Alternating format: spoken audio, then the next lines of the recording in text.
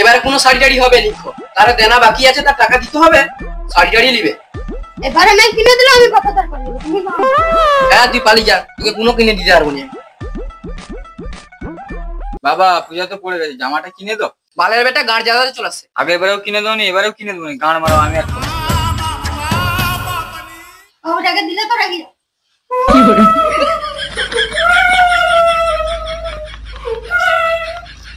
বাবুটা তো নেই, মনে হয় ছাদে।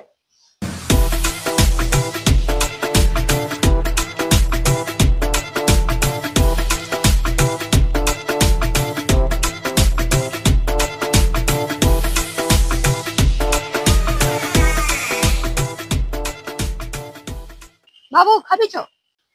যতক্ষণ না জামা প্যান্ট কিনে দিবে আমি খাবো না। ঠিক আছে, তোর বাবাকে বুঝিয়ে বলবো, তুই খাবি চো। না বাবাকে বুঝালে বুঝবে না, ও একটা শুয়োরের বাচ্চা। বাবা বলিস না, ও তার কাটা শুনতে পারলে তোর গা ভেঙে দেবে।